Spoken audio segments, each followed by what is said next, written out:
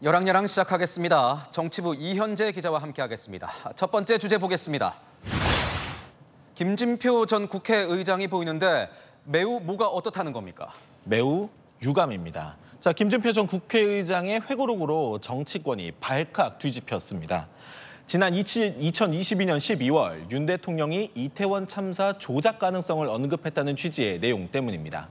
논란이 불거진 후 김 전 의장이 어젯밤 첫 입장을 밝혔는데 의도와 달리 사회적 논란이 되고 있어 매우 유감이라는 겁니다. 의도와 다르다. 그렇다면 원래 의도는 뭐였다는 겁니까? 김 전 의장은 대통령께 극단적인 소수 의견이 전달되는 것 같다라는 우려를 전달하려고 했다. 이렇게 해명했습니다.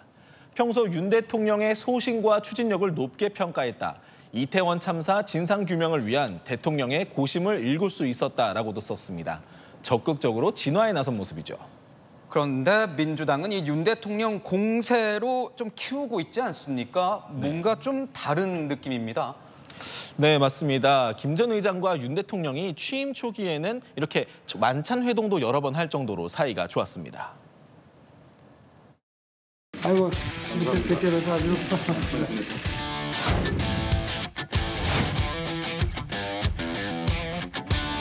불러주셔서 정말 감사를 드립니다.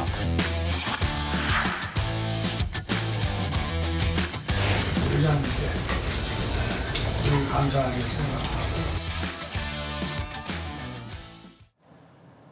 민주당은 다음 달 1일 대통령 참모들이 출석하는 국회 운영위 전체 회의, 이어서 국무위원들이 출석하는 대정부 질문에서 회고록과 관련된 거친 공세를 예고하고 있습니다. 이런 상황에서 이 회고록 논란이 대통령 탄핵 입법 청원으로 번지고 있다. 이건 무슨 내용입니까? 네, 윤 대통령의 탄핵을 요구하는 국회 국민동의 청원이 조금 전 6시 반 기준으로 61만 명 넘게 동의했습니다. 청원 홈페이지에 사람들이 몰려들면서 접속 지연 사태까지 벌어지기도 했는데요. 국회 법사위로 지금 회부돼 있는데 논의로 이어질지는 불투명합니다. 네, 두 번째 주제 보겠습니다. 국민의힘 당권 주자들이 보입니다. 배신에서 사심까지 이거 공격입니까? 네, 한동훈 후보를 향한 배신자 프레임 공격이 이어지고 있는데 오늘도 쏟아졌습니다.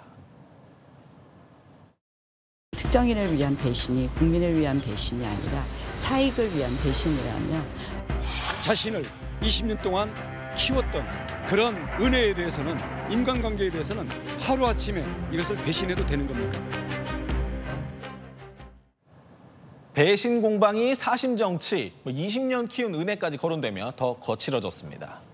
나경원 후보가 이틀 만에 오늘 또 이명박 전 대통령을 찾았다면서요. 네, 이 전 대통령을 만난 이 전 대통령은 나 후보를 만나 개인보다는 당, 그리고 단합을 강조했습니다. 개인보다 지금 당이 우선 급하지. 소수의 당이 여당이니까 힘을 한번 모아야 돼. 여당 같은 야당이 있는데 그렇게 힘이 분열되면 안 되잖아요. 당의 뿌리를 찾아왔다는 나 후보, 한동훈, 원희룡 두 후보를 에둘러 비판했다는 해석이 나옵니다. 한동훈 후보 입장은 뭡니까? 자, 한동훈 후보 어제는 이 배신자 공세에 이렇게 맞받았습니다. 제가 배신하지 않아야 할 대상, 정치인이 배신하지 말아야 할 대상은 대한민국과 대한민국의 국민입니다. 한 후보가 오늘은 추가 입장을 내진 않았지만 오늘 제2연평해전 기념식에서 나눈 대화로 가늠할 수 있을 것 같습니다. 자신의 캠프 후원회장인 고 한상국 상사의 부인 김한나 씨에게 이렇게 말했다고 합니다. 지금 우리나라에서 제 편 들어주는 건 매우 어려운데 고맙게 생각한다고요. 당내 여기저기에서 공세를 받고 있는 상황을 표현한 것 같습니다. 지금 보면 나경원 후보, 원희룡 후보 같은 경우에는 한동훈 후보를 향한 이 한 목소리를 내고 있기는 한데 두 사람의 연대설은 아직 살아 있습니까?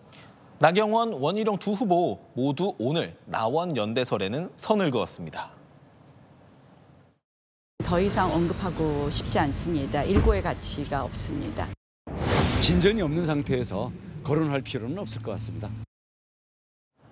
하지만 아직 전당대회 레이스 초반이라 아예 연대를 하지 않겠다 이렇게 볼 수는 좀 없을 것 같고요.